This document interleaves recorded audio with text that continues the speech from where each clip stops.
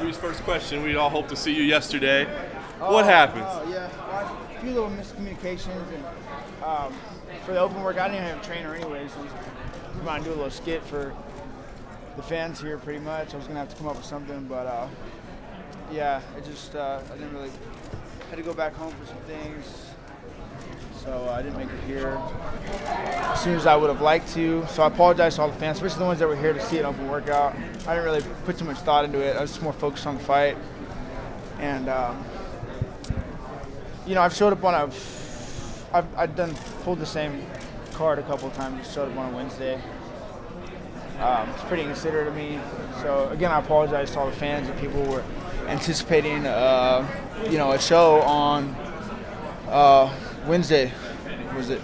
So, you know, again, my apologies. Some people trying to read into that and trying to say, well, what's going through Nick's mind right now? Why is he not there? Is people overthinking it a little too much? Well, there's a lot going on, but you know, there's a lot of, you know, not just stuff going on in my mind. There's a lot of things going on. So a lot of times I'm just dealing with that and sorting that out. And the thing is, I'm not going to stress out over it, and I'm not going to go lose sleep over anything. I'm going to do what I got to do to get here. You know, as soon as I can get here. And I've learned, you know, with my experiences and, you know, with what's going on right now today and who I am, what I'm doing, and what's what, I'm just going to do my best to get here at 100% to the best of my ability and focus on what's most important, and that's, you know, my health and safety. So I'm always thinking that, number one. So, you know, a lot of times something's going on and I'm supposed to be here to fight, you can assure, like, you know, that's the only thing that's going through my head is me taking into consideration, you know, my health and safety before what's what, and I'm just doing what I got to do to get here for you and do the best I can. So, again, my apologies for not making it on Wednesday. When you say your health, though, what does that mean? You just mean in terms of getting to you know, I'm not trying to rush anything for anybody. You know, I'm like, I got a deadline. I know what that is. That's, you know, come make weight on Friday. Come fight on Saturday. You know, I'll do the best I can. Put on a show for the fans. You know, fight for the fans. Come in 100% for the fans. And if I'm going to do that, to the best of my capability, I'm going to take as much room as I can to do that. You know, at this point in time, regardless of whatever obligations I may have, I just, for me, I'm going to have to do what I got to do. And like I said, again, I apologize to, you know, Dana White and all the UFC and everybody's prepared and kind of didn't get a, you know, kind of didn't really end up knowing what was going on with me or whatever. But, you know, it was just for me, it really wasn't a big deal. I'm like, hey, look, I got to do what I got to do, and then I'm coming to fight. Do you like the way they marketed it, though, you know, with the milk carton cans? I mean, they kind of had fun with the idea of where's Nick. Yeah, go ahead. You know, they're going to get a show out of it. They're going to, you know, they're going to have something, you know, regardless whether they're going to have to say whatever they want to say. So they have fun with it. That's fine. I'm not, you know, I'm like, hey, they're going to do what they like. So. Did you talk to Dana or Lorenzo after that happened, and what was that conversation like, if so? I didn't. Dana sent me a text, and he said, hey, give me a call or text me when you can. I actually missed to text him a couple days. Dana's always changes his number or something. Plus, I got a new Apple ID situation, so I lost all my old numbers, and I was like, I didn't know if I had it or not. But anyways, yeah, he texted me a couple days, so I missed a text a couple days from him, because I'd text him back to text me. But then I got another one that I missed by like an hour, so I texted him back and I said, hey, you know, at the airport in Sac here, and he said, great, that's all I want to hear. And that's pretty much what I was hoping to hear, or something to that effect. And yeah, he just said that's awesome, and then that's that. It's, you know, so you know, I'm sure, you know, people that know me are know, you know, and for the record, I'd like to, you know, I'd love to be here for you know, a workout if I had a workout plan, and you know, but I'm going through a few different things in training, you know, being out a year or two, and you know, there's some good with the bad, some bad with the good, and all that, you know, all that stuff. So I just, you know, really wasn't you know, prepared for a Wednesday out here. After all that time that you have had off, what is it like to be back and have like all of this media back around you? What are your feelings right now? It's you know, it's pretty. It feels pretty easy going for me. You know, I've had a lot of as much time as I've had off, just like from the beginning when I started fighting.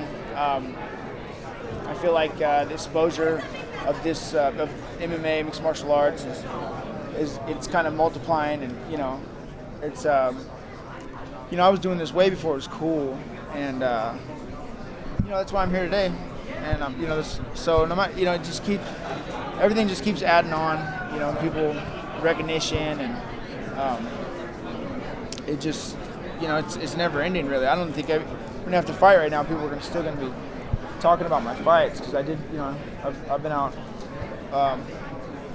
fighting for a while and headlined a lot of events that people bought, paid for, and showed up for, so they know who they're coming to see nowadays.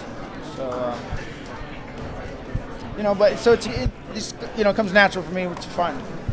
So Nick, you've been out for a while. What's been the biggest motivating factor for you to return to the UFC and to return to fighting? What was the? You've been out for a while. What's been the thing that motivated you the most? I got a big fight, but I know if I'm coming back for a big, and I can tell I'm probably, whether or not they're going to come up with something. Pretty soon after my last fight, I'm figuring, okay, I'm going to be fighting again here, obviously. So I rushed to get a lot of things done, square away a lot of things.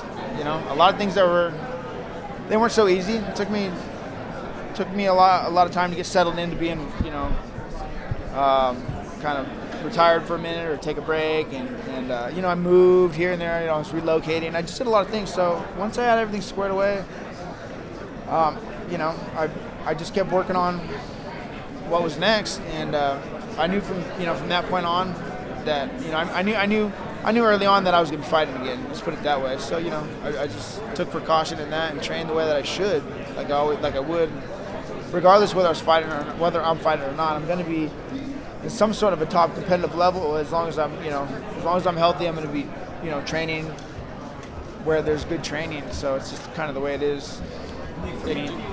Anderson Silva is the greatest of all time, in your opinion. A lot of people have said he is. What's your take? I don't really like to make big opinions on other fighters and who's the best and who's what. But yeah, sure. I mean, he's made the biggest. I'm sure he's the most important fighter in my opinion out here in the UFC. Of course, biggest UFC champion, biggest deal out here. Him, George St. Pierre, BJ Penn. These are the top guys you can talk about. In past and present day. So that's what it is. Ed told me he took you to lunch and you guys talked about this fight. What were your biggest concerns when you thought about facing Anderson? Yeah, we had a talk. I met Ed a long time ago. Didn't even know he was Anderson's manager, so we were hanging out, talking. Didn't even know. I didn't know he was Anderson Silva's manager at the time. I wasn't that tuned in to what's going on outside of the training gym.